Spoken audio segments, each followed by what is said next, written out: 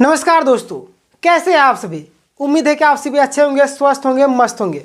आप सभी को मालूम होगा कि झारखंड पुलिस उत्पाद सिपाही में दोनों का सिलेबस सेम है और जितने भी आगामी परीक्षाएं हैं जिनमें हिंदी पूछे जाते हैं उनमें से राम लक्ष्मण परशुराम संवाद ये जो चैप्टर है किसी भी एग्जाम के लिए अगर पूछे जाते हैं तो यहाँ से जो भी एमसीक्यू बनेंगे इस चैप्टर से काफ़ी ज़्यादा इम्पोर्टेंट होंगे और आपको मैं जितना हो सके उतना एक्सप्लेन करने की कोशिश करूंगा और आपको A to Z इस चैप्टर से एक भी प्रश्न नहीं छूटेगा एग्जाम में। ठीक है, तो लास्ट तक बने रहिए। चलिए सबसे पहले हम लोग स्टार्ट करते हैं और चैनल में नए होंगे तो ज़रूर सब्सक्राइब कर लीजिएगा क्योंकि यहाँ पे आपको फ्री ऑफ कॉस्ट आपसे 1 रुपये भी नहीं लिया जा रहा है। सारे क्लासेस फ्री ऑफ कॉस्ट उपलब्ध कराए जा रहे हैं। ठीक है, तो बिना देरी के चैनल को सब्सक्राइब कर लीजिएगा, बेल नोटिफिकेशन है उसको भी दबा के ऑल कर लीजिएगा ताकि जब भी लाइव क्लासेस होंगे उसकी जो नोटिफिकेशन है सबसे पहले आप तक पहुंचेगी। ठीक है, आज का जो हमारा चैप्टर है क्या है, राम लक्ष्मण परशुराम संवाद। ठीक है, जिनके जो लेखक है तुलसीदास जी हैं। ठीक है, चलिए वस्तुनिष्ठ प्रश्न में जो जो इम्पोर्टेंट होंगे इस चैप्टर से सभी को देखेंगे। आपको लास्ट तक अगर आप टिक गए तो सारी चीज़ें पता चल जाएगी कि कैसे कैसे क्वेश्चन है और कितना इम्पोर्टेंट है। ठीक है, चलिए सबसे पहला क्वेश्चन है, आप लोग अगर जानते हैं तो जवाब देते चलना है। ठीक है, और नहीं जानते तो आपको लास्ट में बता ही देंगे। पहला प्रश्न है आपके सामने, तुलसीदास का जन्म कब हुआ। आप सभी को मालूम हो कोई भी चैप्टर हो जिनमें लेखक परिचय से प्रश्न बनते ही बनते। ठीक है, तो राम लक्ष्मण परशुराम संवाद के लेखक कौन है, तुलसीदास जी। ठीक है, तो तुलसीदास का जन्म कब हुआ था आप हमें कमेंट में बताइए। अगर जानते हैं तो ठीक है, नहीं तो मैं आपको बता ही दूंगा। तो कब हुआ था तुलसीदास का जन्म, 1532 में। कब, 1532 में हुआ था जन्म। तो यहाँ पे जो आपका सही आंसर हो जाएगा ऑप्शन नंबर सी, यानी तुलसीदास जी का जन्म कब हुआ था, 1532 में। चलिए नेक्स्ट क्वेश्चन है आपके पास, तुलसीदास के बचपन का नाम क्या था, यानी कि तुलसीदास के बचपन का नाम था क्या था, तुलसीदास के बचपन का नाम जल्दी से बताइए। तुलसीदास के बचपन का नाम क्या था, जल्दी से।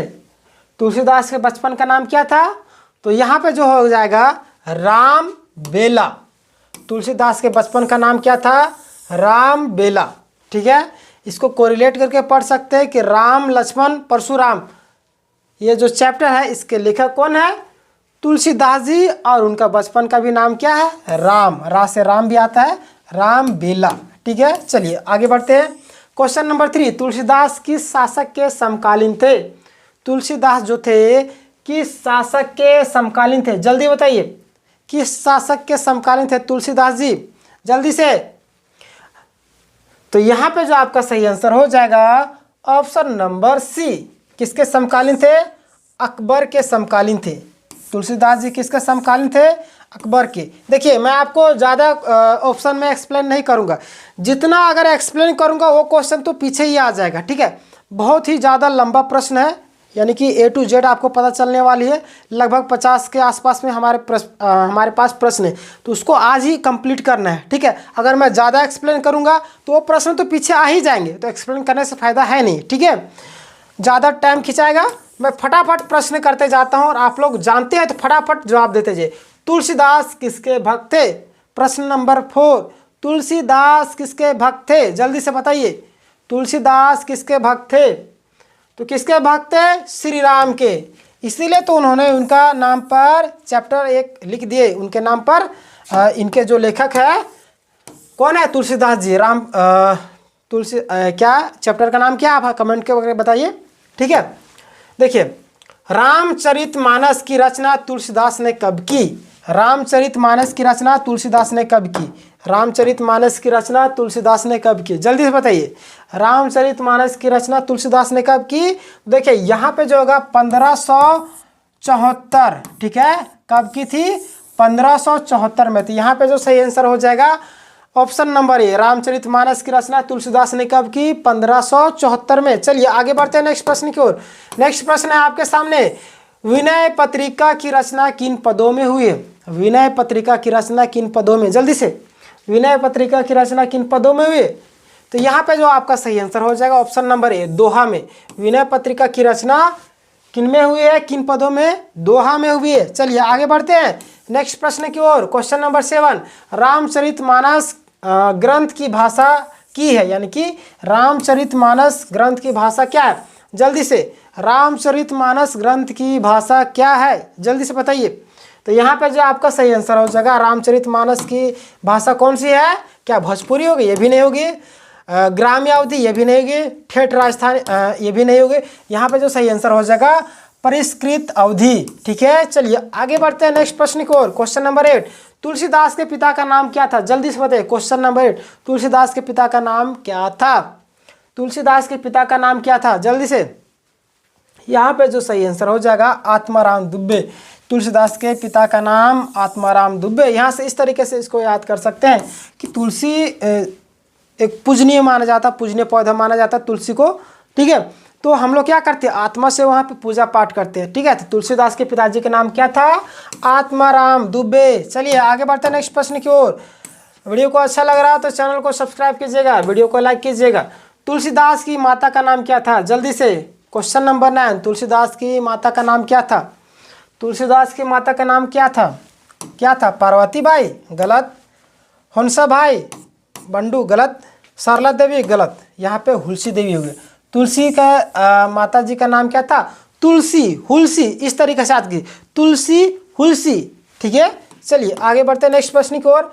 नेक्स्ट प्रश्न आपके सामने, नेक्स्ट प्रश्न क्या है, तुलसीदास को मुगल काल का सबसे बड़ा व्यक्ति यानी कि विद्वान ने कहा, क्या क्वेश्चन, एक मिनट फिर से पढ़ता हूँ। तुलसीदास को मुगल काल का सबसे बड़ा व्यक्ति यानी कि कौन से विद्वान ने कहा, तुलसीदास को मुगल काल का सबसे बड़ा व्यक्ति कौन सा विद्वान बोले थे। क्वेश्चन नंबर 10, जल्दी से जवाब दीजिए, क्या होगा इसका जवाब, जल्दी से।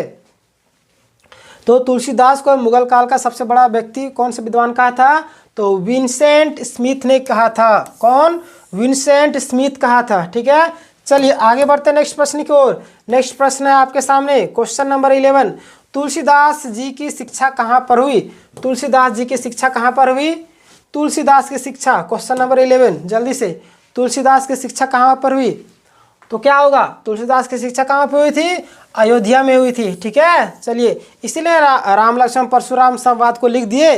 देखिए आप कोरिलेट करके याद दिए, राम लक्ष्मण परशुराम कहाँ के थे, अयोध्या के थे, तुलसीराम की शिक्षा कहाँ पे हुई, अयोध्या में ही हुई। चलिए आगे बढ़ते हैं नेक्स्ट प्रश्न की ओर। नेक्स्ट प्रश्न है आपके सामने क्वेश्चन नंबर 12, तुलसीदास जी ने अपनी किस रचना को अखिल ज्ञान का सार कहा, तुलसीदास जी ने अपने किस रचना को अखिल ज्ञान का सार कहा। क्वेश्चन नंबर 12, ठीक है, जल्दी से बताइए, क्वेश्चन नंबर 12।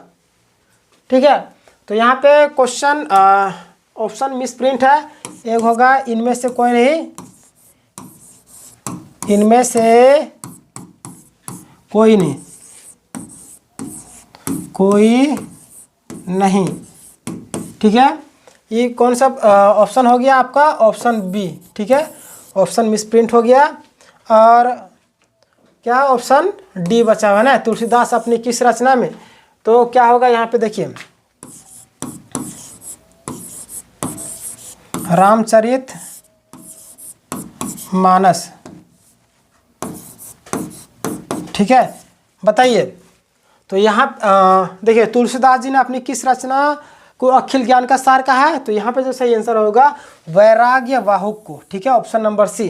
चलिए आगे बढ़ते हैं नेक्स्ट प्रश्न की ओर। नेक्स्ट प्रश्न है आपके सामने क्वेश्चन है, तुलसीदास को भक्ति, ठीक है, तुलसीदास जी को भक्तमाल को सुमेरु किसने कहा। ठीक है, यानी कि तुलसीदास को भक्तमाल को सुमेरु किसने कहा। क्वेश्चन नंबर 13, जल्दी से जवाब दीजिएगा, किसने कहा, क्वेश्चन नंबर 13 जल्दी से जवाब दीजिए। ठीक है, कौन बोल रहे हैं, तुलसीदास जी को भक्तमाल को सुमेरु किसने कहा, किसने कहा। ये ऑप्शन जो है, ऑप्शन यहाँ पे मिसप्रिंट हुआ था, ये पिछला का ऑप्शन था। ठीक है, चलिए तो यहाँ पे आपका क्या होगा, क्वेश्चन क्या था, देखिए गड़बड़ा रहे आप, तुलसीदास को यानी तुलसीदास जी को भक्तमाल को सुमेरु किसने कहा। क्वेश्चन नंबर 13 जल्दी से, तो किसने कहा था। यहाँ पे 4 ऑप्शन आपके सामने, रघुवीर सहाय, रामेश्वर बहादुर सिंह और उदय भानु सिंह ने, और डी है आपका जयशंकर प्रसाद ने। तो किसने कहा था? तो यहाँ पे जो आपका सही आंसर हो जाएगा ऑप्शन नंबर सी। कौन है? उदय भानु सिंह ने। ठीक है, चलिए आगे बढ़ते हैं। देखिए, मैं प्रश्न में जो भी ऑप्शन है उसको एक्सप्लेन नहीं कर रहा हूँ, क्योंकि जितना मैं एक्सप्लेन करूँगा वो प्रश्न आपको आ ही जाएगा। लगभग 50 प्रश्न, एक चैप्टर से 50 प्रश्न काफ़ी है, उससे ओवर नहीं पूछेगा। ठीक है, यानी उनमें से 1 प्रश्न तो पूछेगा ही, 2 प्रश्न तो पूछेगा ही। तो इतना अगर हम लोग ध्यान से पढ़ लेंगे तो सारी चीज़ क्लियर हो जाएगी। ठीक है, चलिए क्वेश्चन नंबर 14, तुलसीदास जी को यानी कि पत्नी का नाम क्या था? मैंने अभी आपको बताया था तुलसीदास जी की पत्नी का नाम क्या था। क्वेश्चन नंबर 14, तुलसीदास जी की पत्नी का नाम क्या था? तुलसीदास जी की पत्नी का नाम क्या था? तो यहाँ पे जो सही आंसर हो जाएगा रत्नावली। तुलसीदास जी की पत्नी का नाम क्या था? रत्नावली। चलिए आगे बढ़ते हैं नेक्स्ट प्रश्न की ओर। नेक्स्ट प्रश्न है आपके सामने, तुलसीदास जी को कलिकाल, ठीक है, कलिकाल का वाल्मीकि किसने कहा? कलिकाल का वाल्मीकि किसने कहा? तुलसीदास जी को कलिकाल का वाल्मीकि किसने कहा? क्वेश्चन नंबर 15, जल्दी से क्वेश्चन नंबर 15 का क्या होगा? जल्दी से दिए जवाब। क्वेश्चन नंबर 15 का क्या होगा? ठीक है, तुलसीदास जी को काली का यानी कि कलिका का वाल्मीकि किसने कहा? तो कौन कहे थे? नाभा दास कहे थे। ठीक है, कौन? नाभा दास। ये सब नाम आप सुन रहे होंगे, नया नया नाम सुन रहे होंगे। ठीक है, तो याद करना आपको। अगला क्वेश्चन आपका रामचरितमानस का प्रथम कांड है, यानी कि रामचरितमानस है उसका प्रथम कांड है, क्या है? बालकांड, अयोध्या कांड, लका कांड, उत्तराकांड। ठीक है, उत्तरकांड कौन सा है बताइए? रामचरितमानस का प्रथम कांड। अगर आप रामचरितमानस सब पढ़े होंगे या जानते होंगे तो आप जरूर बता सकते हैं। क्वेश्चन नंबर 16, ये तो बहुत ही आसान प्रश्न है, जल्दी से क्वेश्चन नंबर 16। तो इसका जो सही आंसर होगा ऑप्शन नंबर ए, यानी कि बालकांड। रामचरितमानस का प्रथम कांड कौन है? बालकांड। ठीक है, चलिए आगे बढ़ते हैं। आगे बढ़ते हैं, क्वेश्चन नंबर 17 आपका, तुलसीदास जी ने सबसे पहले रामचरितमानस किससे सुनाई थी? तुलसीदास जी जो है सबसे पहले रामचरितमानस किससे सुनाई थी? क्वेश्चन नंबर 17, जल्दी से जवाब दिए। किसे सुनाई थी? तुलसीदास जी ने सबसे पहले रामचरितमानस किसे सुनाई थी? किसे सुनाई थी? जल्दी से किसे सुनाई थी? तो यहाँ पे सही आंसर हो जाएगा ऑप्शन नंबर डी, रस खान को। ठीक है, तुलसीदास जी जो है सबसे पहले रामचरितमानस किसे सुनाई थी? रस खान को सुनाई थी। ठीक है, चलिए आगे बढ़ते हैं नेक्स्ट प्रश्न की ओर। नेक्स्ट प्रश्न देखिए, आप जो जानते हैं उसको आप कमेंट करके बताइएगा। ठीक है, देखिए आपको शारीरिक रूप से प्लस मानसिक रूप से, दोनों रूप से अगर आप एक्टिव होकर पढ़िएगा तब आपको पढ़ने में मजा आएगा, याद भी होगा, सारी चीज़ें होंगी। अगर आप सिर्फ सुनते रहेंगे तो कैसे होगा? आप देखिए, कंपटीशन इतना टफ हो चुका है कि निकालना बहुत ही टफ हो चुका है। ठीक है, यानी आपको मेहनत करना पड़ेगा, एक्स्ट्रा दिमाग लगाना ही पड़ेगा। ठीक है, चलिए नेक्स्ट प्रश्न में आपको ज़्यादा भाषण नहीं दूंगा, आप लोग खुद समझदार है, जब एग्जाम की तैयारी कर रहे हैं तो आप इतने तो समझदार होंगे। ठीक है, हनुमान द्वारा सीता के माध्यम से राम को पत्र भेजने का उल्लेख किस रचना में है? हनुमान द्वारा सीता के माध्यम से राम को पत्र भेजने का उल्लेख किस रचना में है? क्वेश्चन नंबर 18, जल्दी से बताइए किस रचना में है? बताइए किस रचना में हनुमान द्वारा सीता के माध्यम से राम को पत्र भेजने का उल्लेख किस रचना में है? तो विनय पत्रिका में है। किस में है? विनय पत्रिका में। देखिए यहाँ पे इस तरीके से याद कर सकते हैं कि सीता के माध्यम से राम को पत्र में क्या कर रहे? विनती कर रहे। तो किस में होगा? विनय पत्रिका में। ठीक है, चलिए देखिए आपको एक्स्ट्रा दिमाग लगाना, थोड़ा सा आपको एक्स्ट्रा दिमाग कोरिलेट कीजिएगा तो आप भूलिएगा भी नहीं।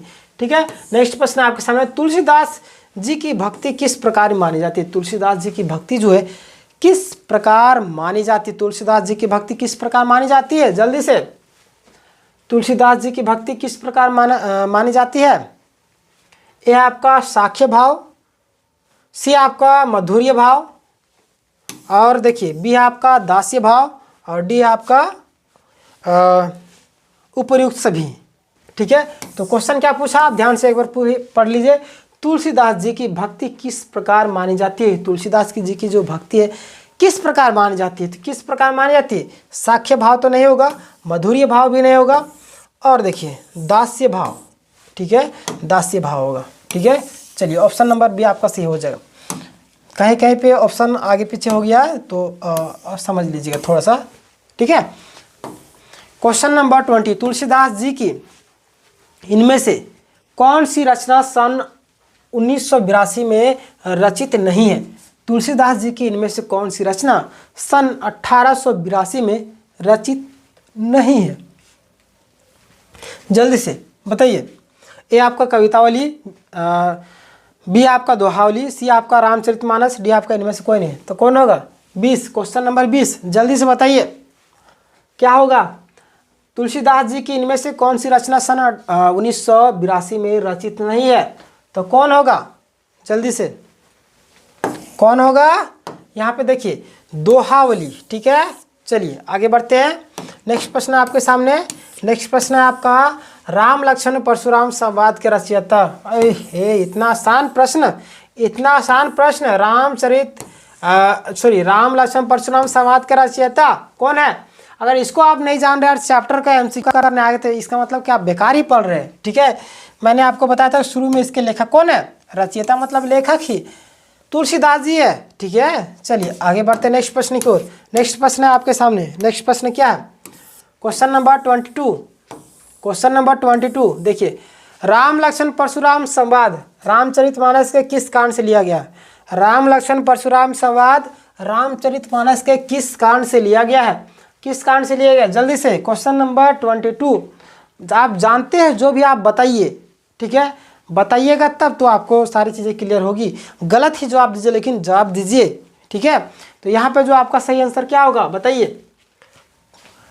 राम लक्ष्मण परशुराम संवाद रामचरितमानस के किस कांड से लिया गया? तो मैंने शुरू में भी बताया था, एक क्वेश्चन भी आया था, तो बाल कांड से, ठीक है। यानी क्वेश्चन जो है घुमा फिरा के ही वहीं पे क्वेश्चन ला रहा है, इसलिए मैंने बोला ऑप्शन को ज़्यादा एक्सप्लेन नहीं करूँगा। ऑप्शन को एक्सप्लेन करने से ज़्यादा टाइम जाएगा, इससे पहले मैं क्वेश्चन ही तैयार करके ले आया हूँ। एक्सप्लेन वाला क्वेश्चन एक एक्स्ट्रा, ठीक है। मैं आपको बोल रहा हूँ ना, एक भी प्रश्न नहीं छूटेगा, आप ध्यान से पढ़िए तो सही है। क्वेश्चन नंबर 23, परशुराम का स्वभाव कैसा था? परशुराम का स्वभाव कैसा था? जल्दी से। परशुराम जो थे किस टाइप के व्यक्ति थे? आप सभी अगर पढ़े होंगे तो आप सभी को मालूम होगा चंचल टाइप के थे या किस टाइप के थे, ठीक है।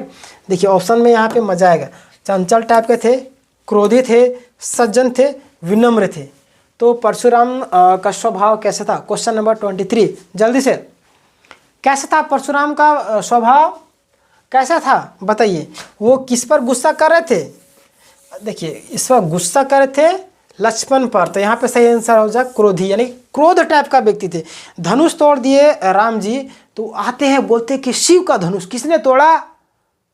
यानी वो मेरा कौन है? अपराधी, मैं उसको मार दूंगा, अगर नहीं कोई बताता तो सारे राजा को मार दूंगा। इस तरीके से इतना क्रोध में पूरा लक्ष्मण और कौन? परशुराम जी लड़ रहे हैं क्रोध में, ठीक है। लक्ष्मण उसकी उपासना करते हैं, व्यंग्य करते हैं, और परशुराम क्रोधित होते हैं। और भी तुम बच्चे हो, तुम अपनी माँ की कोख को सूना क्यों करना चाहते हो? मतलब खतरनाक तरीके से। पढ़े हैं आप लोग? नहीं पढ़े? आप बताइए, अगर आप नहीं पढ़े तो क्या बोले। चलिए कोई दिक्कत नहीं, वीडियो अपलोड है, आप जाके देखिए, ठीक है। सर्च कीजिएगा, बहुत सारा आ जाएगा। आप पढ़ने का जज्बा रखिए ना, हर एक चीज़ आपको फ्री मिलेगा। मैं आपको बोला ना कि मैथ का क्लासेस फ्री चल रही है, रीजनिंग का क्लास फ्री चल रही है, प्लस में आपका जीएस का क्लास फ्री में चल रही है, हिंदी की क्लास फ्री में चल रही है, और क्या चाहिए आप लोग को। क्षेत्रीय लैंग्वेज का क्लास फ्री में चल रही है, आपको अपडेट फ्री में दी जा रही है, आपसे तो कुछ लिया नहीं जा रहा है। अगर इसमें भी नहीं पढ़िएगा तो क्या कर सकते हैं, ठीक है। चलिए आपकी मर्जी। क्वेश्चन नंबर 24 है आपका, विष विचारी बचो नृप दोही, इस पंक्ति में कौन सा अलंकार प्रयुक्त हुआ है? विष विचारी बचो नृप दोही, इस पंक्ति में कौन सा अलंकार प्रयुक्त हुआ है? बताइए जल्दी से। ऑप्शन है आपका अनुप्रास, बी है आपका उपमा, सी है आपका यमक, डी है आपका रूपक। क्वेश्चन नंबर 24 जल्दी से बताइएगा। क्वेश्चन नंबर 24 बताइए। क्वेश्चन क्या पूछ रहा है, आप ध्यान से पढ़िए। इस बार व्याकरण में पूछा जाता है, विष विचारी बचो नृप दोही, इस पंक्ति में कौन सा अलंकार है? कौन सा अलंकार आपको लग रहा है? क्या अनुप्रास होगा, उपमा होगा, यमक होगा या रूपक? तो यहाँ पर जो सही आंसर हो जाए क्या होगा? अनुप्रास अलंकार, ठीक है। चलिए अलंकार वगैरह सारी चीज़ें मैं पढ़ाऊँगा व्याकरण सेक्शन में, चलिए कोई दिक्कत नहीं है, नहीं पढ़े होंगे तो यहाँ पे थोड़ा सा समझ लीजिए, ठीक है। नेक्स्ट प्रश्न आपके सामने, परशुराम भगवान शिव की क्या मानते, यानी कि शिव को क्या मानते थे। परशुराम जो है भगवान शिव को क्या मानते थे। क्वेश्चन नंबर 25, जल्दी से, क्या मानते थे परशुराम। परशुराम भगवान शिव को क्या मानते थे, तो यहाँ पे आपका सही आंसर हो जाए गुरु, ठीक है, गुरु, क्योंकि पिता तो मानते नहीं थे, ईश्वर भी नहीं मानते थे, उपरोक्त सभी तो होगा नहीं, यानी कि गुरु मानते थे। चलिए आगे बढ़ते हैं नेक्स्ट प्रश्न की ओर। नेक्स्ट प्रश्न है आपके सामने, राम लक्ष्मण किस वंश से संबंधित थे। राम लक्ष्मण जो है किस वंश से, आप रामायण देखोगे तो आप आसानी से जवाब दे सकते। इतना सहज प्रश्न, इतना सरल प्रश्न है, ठीक है। आप लोग क्या बोले, रामायण जरूर देखे होंगे कहीं ना कहीं, नहीं देखे हुए तो आप लोग एक बार जरूर देखिए, ठीक है। बहुत सारी चीज़ें आपको सीखने को भी मिलेगी। क्वेश्चन नंबर 26, राम लक्ष्मण किस वंश के थे। चंद्रवंश के, बी है आपका अग्निवंश के, सी आपका सूर्यवंश, डी आपका अग्रवंशी वंश से, ठीक है। तो यहाँ पे जो सही आंसर है ऑप्शन नंबर सी क्या आपका, देखिए कौन सा वंश के थे, सूर्यवंशी थे, ठीक है। भगवान राम सूर्यवंशी, शत्रुघ्न लक्ष्मण ये सब क्या सूर्यवंश के थे, ठीक है। चलिए क्वेश्चन नंबर 27, प्रस्तुत पाठ किसके स्वयंवर से संबंधित है। प्रस्तुत जो पाठ है किसके स्वयंवर से संबंधित है। प्रस्तुत पाठ किसके स्वयंवर से संबंधित है, जल्दी से, किसके स्वयंवर में गए थे राम लक्ष्मण, ठीक है। किसके स्वयंवर गए थे, सीता के स्वयंवर में। आप रामायण पढ़े होंगे ना, तो वही सेम प्रश्न यहाँ पे, ठीक है। थोड़ा सा डिफिकल्ट किया जा रहा है किताबी लैंग्वेज में, लेकिन सारी चीज़ें सेम है। चलिए आगे बढ़ते हैं नेक्स्ट प्रश्न की ओर। नेक्स्ट प्रश्न आपके सामने, क्वेश्चन नंबर 28, शिव जी के धनुष तोड़ने वाला, यानी कि शिव जी के धनुष तोड़ने वाले की तुलना परशुराम ने अपने किस शत्रु से की है, ठीक है। किस शत्रु से, बार बार इसका जिक्र आया था, बताइए, इसको भी आप बता सकते हैं। शिव जी ने धनुष तोड़ने वाले की तुलना परशुराम ने अपने किस शत्रु से की है, जल्दी से। क्वेश्चन नंबर 28, आराम से आप जवाब दे सकते हैं। हमेशा बार बार उनका जिक्र आया था, ठीक है, जब आप पढ़े होंगे तो किनकी, सहस्र बाहु से, ठीक है, सहस्र बाहु से किया है। चलिए ऑप्शन नंबर ये आपका सही हो जाएगा। क्वेश्चन नंबर 29, अरि का अर्थ क्या है। अरि का अर्थ क्या है, अरि का अर्थ क्या है, ठीक है, जल्दी से बताइए। क्वेश्चन नंबर 29, अरि का अर्थ क्या है, जल्दी से। अरि का अर्थ क्या है। अरि का जो अर्थ है शत्रु होता है। अरि मतलब क्या होता है, शत्रु, ठीक है। चलिए आगे बढ़ते हैं नेक्स्ट प्रश्न को। नेक्स्ट प्रश्न आपके सामने, गुरुकुल का सूर्य किसे कहा जाता है। गुरुकुल का सूर्य किसे कहा जाता है। गुरुकुल का सूर्य किसे कहा जाता है, जल्दी से। लक्ष्मण को, भरत को, शत्रुघ्न का, यानी कि या राम को। क्वेश्चन नंबर 30, जल्दी से, गुरुकुल का सूर्य किसे कहा जाता है। गुरुकुल का सूर्य किसे कहा जाता है। आप सभी को मालूम होगा कि भगवान राम को गुरुकुल का क्या कहा जाता है, सूर्य कहा जाता है, क्योंकि वो एकदम सभ्य एकदम शांत स्वभाव के व्यक्ति थे, ठीक है, यानी भगवान थे। अब मनुष्य के रूप में भगवान ही न थे, ठीक है। चलिए आगे बढ़ते हैं। नेक्स्ट प्रश्न आपके सामने, क्वेश्चन नंबर 31, राम ने धनुष किस धोखे से छू लिया था। राम जो है धनुष को किस धोखे से छू लिया था, ठीक है। राम जो है धनुष को किस धोखे से छू लिए थे, जल्दी इसका जवाब दीजिए, जल्दी से जवाब दीजिए इसका, ठीक है। तो इसका जो सही आंसर क्या होगा, जल्दी से। क्वेश्चन नंबर 31, जल्दी से बताइए। क्वेश्चन नंबर 31 का जवाब क्या होगा, जल्दी से। तो यहाँ पे जो सही आंसर है कि धनुष बहुत मजबूत है, ठीक है। राम जो है इसलिए धोखे से छू लिए थे क्योंकि उसको लगा कि धनुष जो है मजबूत होगा, ठीक है।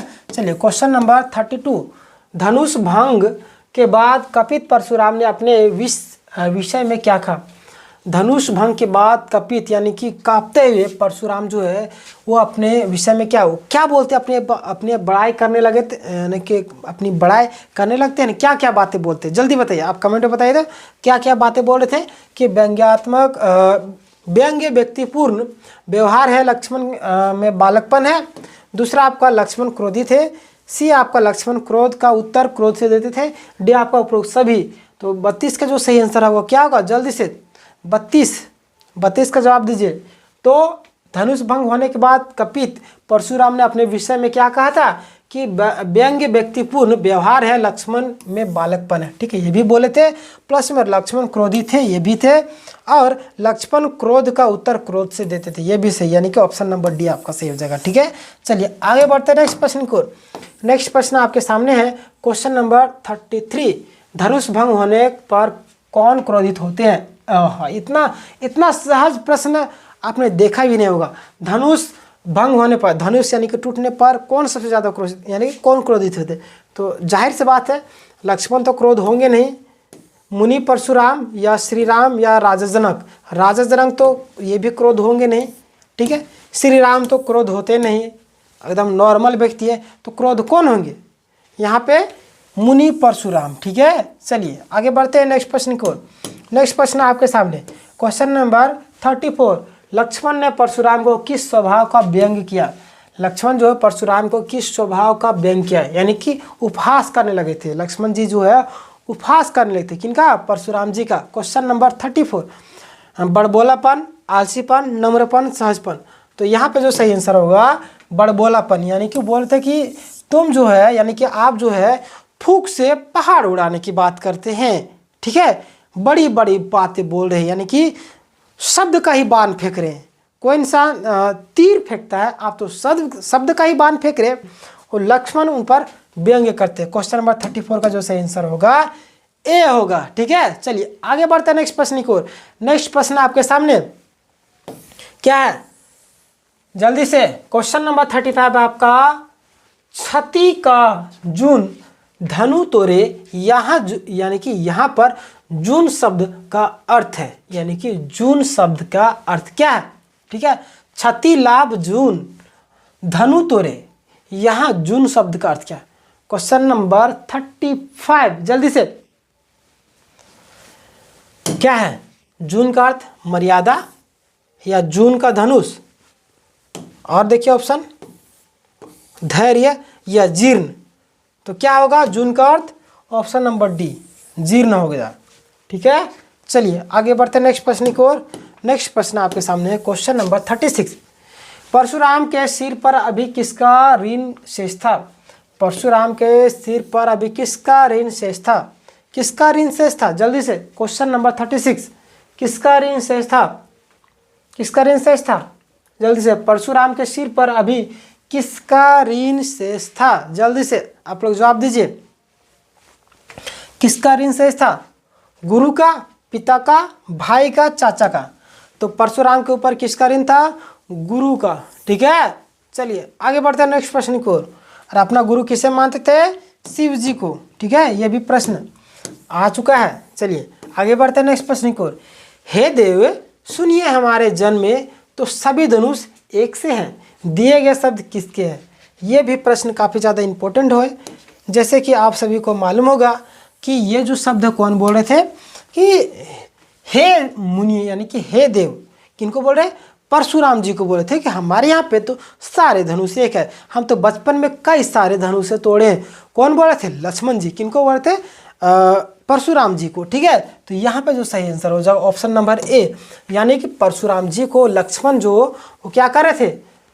हमारे जन्म में तो सभी सॉरी देखिए मैंने मिस्टेक कर दिया ना, आप भी मिस्टेक कर सकते हैं। देखिए क्वेश्चन क्या पूछ रहा है, हे देव सुनिए, हमारे जन तो सभी धनुष एक से है, दिए गए शब्द किनके हैं? मैंने अभी आपको बताया भी, लेकिन ऑप्शन में यहाँ पे परशुराम मार दे रहा था। देखिए कितना दिमाग से ऑप्शन में खेला जाता है। ठीक है, तो यहाँ पे जो सही आंसर हो जाएगा लक्ष्मण। क्वेश्चन नंबर 37 का जो सही आंसर हो जाएगा लक्ष्मण। ठीक है, यानी कि लक्ष्मण के ही शब्द थे। किनको बोल रहे थे? परशुराम को बोल रहे थे। यहाँ पे अगर पूछा जाता कि किनको बोले जा रहे थे, तब होता परशुराम, और कौन बोल रहे थे? तो लक्ष्मण बोल रहे थे। ठीक है, इस तरीके से क्वेश्चन पूछे जाते हैं। मैं आपको बताया ना कि सारा प्रश्न आएगा, एक्सप्लेन करने की जरूरत ही नहीं पड़ेगी। Question number 38, कुम्हाड़े। ठीक है, कुम्हाड़े के बतिया का क्या अर्थ है? क्वेश्चन नंबर 38, कुम्हाड़े की बतिया का क्या अर्थ है? जल्दी से, क्या है? कमल का पत्ता, कुल्हाड़ा, फिर सी है आपका बहुत छोटा फल, डी है आपका मरने योग। कुम्हाड़े की बतिया का क्या अर्थ है? क्वेश्चन नंबर 38, जल्दी से। तो क्या हो जाएगा यहाँ पे? कुम्हाड़े के बतिया का क्या अर्थ है? तो बहुत छोटा फल, ऑप्शन नंबर सी। चलिए आगे बढ़ते नेक्स्ट प्रश्न की ओर। नेक्स्ट प्रश्न है आपके सामने क्वेश्चन नंबर 39, परशुराम ने सेवक किसे कहा? परशुराम का क्या कहना था कि सेवक कौन होता है? जो सेवा करे। सेवक का काम क्या है? सेवा करे। तो यहाँ पे प्रश्न पूछा परशुराम ने सेवक किसे कहा, यानी कि परशुराम सेवक किसे बोल रहे हैं? यहाँ पर जो कुछ नहीं करे उसको, या जो सम्मान करे उसको, या जो सेवा करे, जो आज्ञा का पालन करते। मैंने अभी आपको बताया ना कि जो सेवा करे उसे सेवक। कौन कह रहे? परशुराम जी बोल रहे थे, ठीक है। इसीलिए मैंने बोला है कि आपको एक बार थ्योरी आप पढ़ लीजिएगा तो सारी चीज़ें क्लियर होगी, ठीक है। चलिए आगे बढ़ते हैं। नेक्स्ट प्रश्न आपका क्वेश्चन नंबर 40, परशुराम ने सूर्यवंश का कलंक किसे कहा? ओहो, ये भी काफ़ी ज़्यादा इंटरेस्टिंग, इन्हीं पर तो विवाद चल रहा था। परशुराम ने सूर्यवंश का कलंक किसे कहा? तो किसे कहते? लक्ष्मण को, सीता को, राम को, कृष्ण को। तो किसे कहते? जल्दी से, किसे कहते हैं कलंक? तो देखिए है कलंक यानी कि लड़ाई किनके किनके बीच में हुई? परशुराम इधर है, इधर लक्ष्मण है, तो परशुराम किसको कलंक बोल रहे हैं? लक्ष्मण को बोल रहे हैं, ठीक है। यानी कि दोनों के बीच में लड़ाई हो रहा है। ये व्यंग्य कर रहे हैं, ये बोलते हैं हम आपको मार नहीं सकते, आप मुनि हैं, और ये बोलते हैं हम तुमको मार नहीं सकते, तुम बालक हो। दोनों एकदम ताना तानी लड़ रहे हैं, ठीक है। तो इसको ये क्या बोल रहे हैं कि सूर्यवंश का तुम कलंक हो। किसको बोल रहे हैं? ऑप्शन नंबर यानी कि लक्ष्मण को बोल रहे हैं। कौन बोल रहे हैं? परशुराम जी बोल रहे हैं, ठीक है। चलिए नेक्स्ट प्रश्न है आपके सामने क्वेश्चन नंबर 41, स्वयं को बाल ब्रह्मचारी कौन कह रहा है? स्वयं को बाल ब्रह्मचारी कौन कह रहा है? ठीक है, क्वेश्चन नंबर 41। तो कौन बोल रहे हैं? राम, लक्ष्मण, परशुराम, विश्वामित्र। तो कौन बोल रहे हैं? 41। जल्दी से आप लोग जवाब दीजिए। मज़ा आ रहा होगा तो वीडियो को लाइक कीजिएगा, चैनल में नए होंगे तो सब्सक्राइब कर लीजिएगा, ठीक है। क्वेश्चन क्या पूछा है देखिए, स्वयं को बाल ब्रह्मचारी कौन कह रहा है? तो कौन कह रहे हैं? लक्ष्मण को, ठीक है। क्वेश्चन सॉरी मैंने मिस्टेक कर दिया। कौन बोल रहे हैं? परशुराम। परशुराम ना ही बाल ब्रह्मचारी थे, ये तो सूर्यवंशी थे। बाल ब्रह्मचारी कौन थे? परशुराम थे। क्वेश्चन नंबर 41 का जो सही आंसर हो जाएगा बी। गड़बड़ाना नहीं, आपको क्वेश्चन में दिमाग से खेल कर यहाँ पे ऑप्शन दिया था, यहाँ पे आप गड़बड़ा जाइएगा, ठीक है। बाल ब्रह्मचारी यानी कि राम भगवान जो सीधे साधे है तो उसी को बाल ब्रह्मचारी बहुत सारे लोग मान लेंगे। तो फर्स्ट में राम को ही दे दिया गया, दूसरा में आपको लक्ष्मण को ही दे दिया गया। ये लोग भी एक कपड़ा पहन के घूम रहे थे। देखिए यहाँ पे देखिए परशुराम दिया, इस तरीके से छिपा के, यानी कि बोलते हैं ना छेकाना, तो ऑप्शन भी इस तरीके से दिया जाता है, ठीक है। क्वेश्चन नंबर 42, राम तथा लक्ष्मण के गुरु कौन थे? अब प्रश्न थोड़ा सा काफ़ी ज़्यादा आप जानते होंगे, राम तथा लक्ष्मण के गुरु कौन थे ये आप जानते हो। रामायण आप थोड़ा सा भी देखे होंगे या पढ़े भी होंगे तो आराम से जवाब दीजिएगा। बहुत ही इंटरेस्टिंग चैप्टर है, बहुत ही आसान चैप्टर है। तो कौन थे? विश्वामित्र थे, ठीक है, विश्वामित्र। 42 का जो सही आंसर हो जाएगा ऑप्शन नंबर सी। चलिए आगे बढ़ते हैं। नेक्स्ट प्रश्न क्या है देख लीजिए। नेक्स्ट प्रश्न आपके सामने परशुराम क्या यानी कि परशु क्या होता है? परशु क्या होता है? परशु क्या होता है? जैसे कि टांगी होता है ना, टांगी, ठीक है। फिर चिलोही,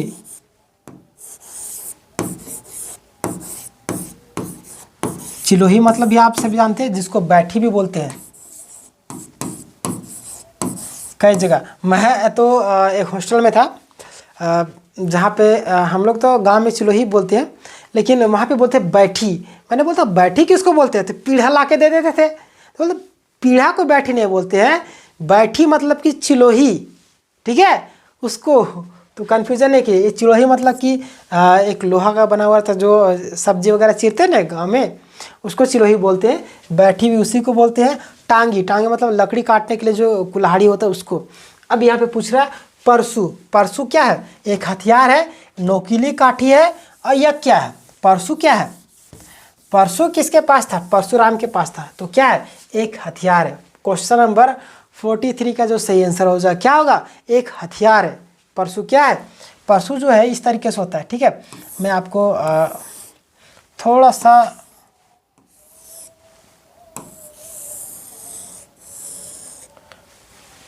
इस तरीके से परशु, जिसको फरसा भी बोलते हैं, ठीक है, जिसको जानवर वगैरह की बलि देने के लिए, कुछ करने के लिए बनाया जाता है, ठीक है। इसको फरसा भी हम लोग बोलते हैं। आप लोग क्या बोलते हैं अपने भाषा में? आप कमेंट करके बताइए। लेकिन मुझे जितना लग रहा है कि हिंदी के भाषी है तो आप लोग ज़रूर ये सारे शब्द ही बोलते होंगे।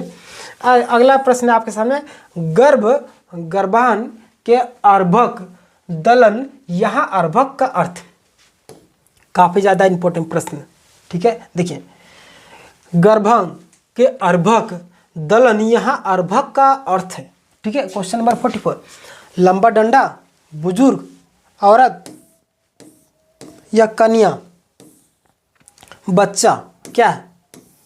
क्या है? जल्दी बताइए।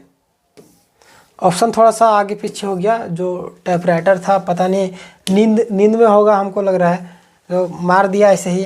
और आप लोग को भी पढ़ाना था तो मैं भी फटाफट ले आया हूँ और आप लोग को कंटेंट दे रहा हूँ, ठीक है। अब सभी को मालूम होगा कि परीक्षाएं बहुत ही निकट है, तो कंप्लीट भी करवाना ज़रूरी है। और आप लोग विश्वास करके अगर सब्सक्राइब किए हैं चैनल को, तो हमारा भी भरोसा यानी कि विश्वास आप लोग किए, तो हमारा भी फर्ज बनता है कि आप लोग को टाइम से सारी चीज़ें कंप्लीट करवाएं, ठीक है। तो देखिए, प्रश्न क्या है आपका?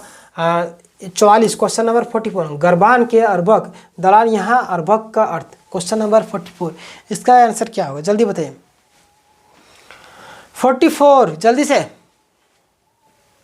क्या होगा? लंबा डंडा तो होगा नहीं, बुजुर्ग भी नहीं होगा, औरत भी नहीं होगा, कन्या भी नहीं होगा, बच्चा। गर्भ में कौन रहता है? बच्चा, ठीक है। चलिए आगे बढ़ते हैं। नेक्स्ट प्रश्न है आपके सामने, परशुराम के पास कौन सा शस्त्र था? परशुराम के पास, मैंने अभी आपको बताया था, जस्ट पिछला प्रश्न में बताया, सेकंड पिछला, ठीक है। क्या था उनके पास? मैंने चित्र बनाया भी था, ठीक है। उनके पास क्या था?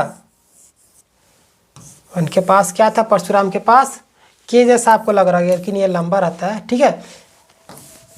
मैं आपको एक बार और बनाता हूँ, इस तरीके से होता है, ठीक है। ये फरसा होता है, ठीक है। तो यहाँ पे होगा फरसा, 45 के ये फरसा, इस तरीके से ना तिरछा टाइप का होता है, सी टाइप का, वही। चलिए, आप गांव से आप लोग होंगे तो आराम से बता सकते हैं। खोरी का अर्थ क्या है? खोरी का अर्थ क्या है? जल्दी से। शत्रु, अगोछा, अछोभा, बंधन या दोष।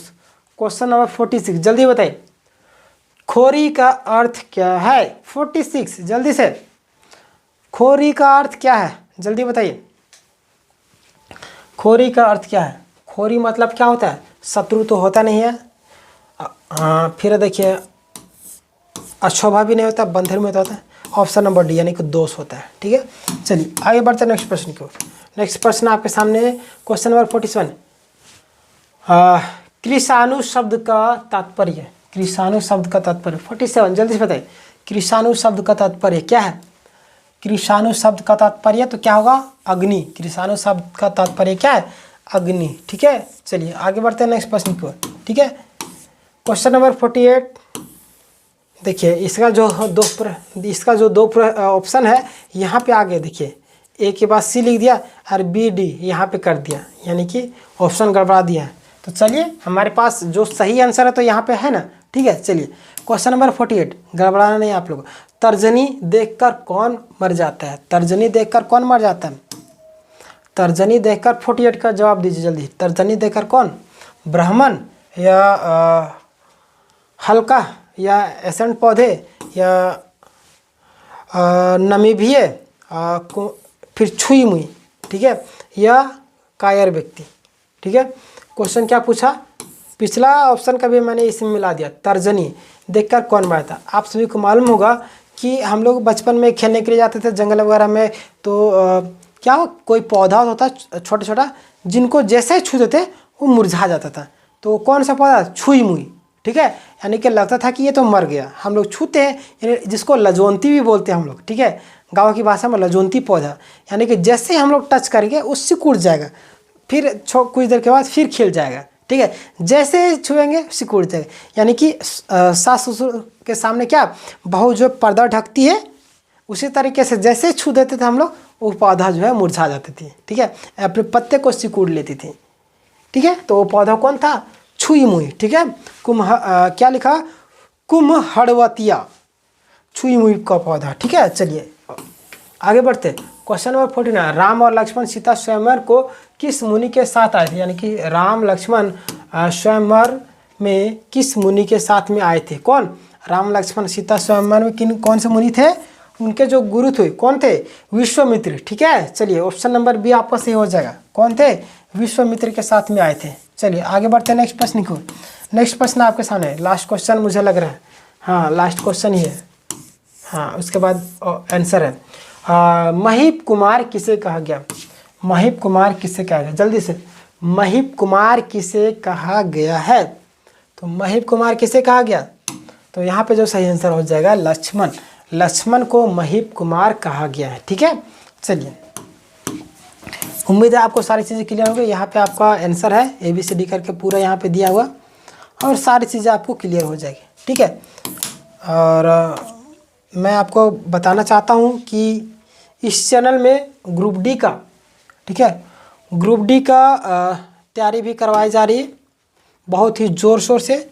प्लेलिस्ट बना हुआ है, प्लेलिस्ट में अगर आप तैयारी करते हैं तो जाइए और देखिए।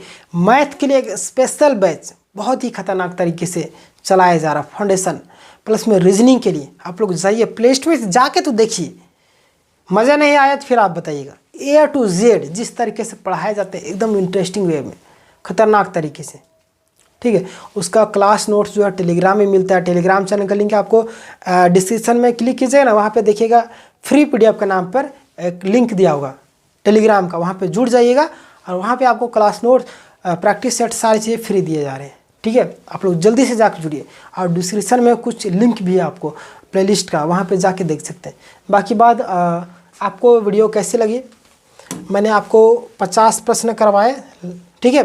50 प्रश्न में से मैं बोल रहा हूँ नहीं कि इस चैप्टर से प्रश्न छूटेंगे ही नहीं।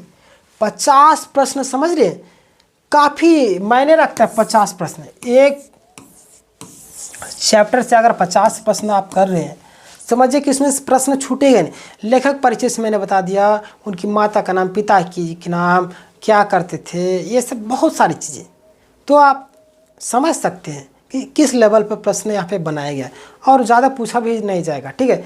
मैंने जितना आपको पढ़ा दिया काफ़ी है, और जो भी होगा अपडेट मैं आपको हर एक दिन बताऊंगा। झारखंड पुलिस में क्या प्रोसेस है अभी, उत्पाद सिपाही में, प्लस में हर एक दिन क्लासेस उपलब्ध होती है। तो आप लोग देखिए, प्लेलिस्ट बना हुआ, प्लेलिस्ट में जाके दोस्तों को भी शेयर कीजिए, उनको बोलिए कि फ्री में तैयारी करवाई जा रही है, तो आप लोग ज़रूर जाके कीजिए, ठीक है।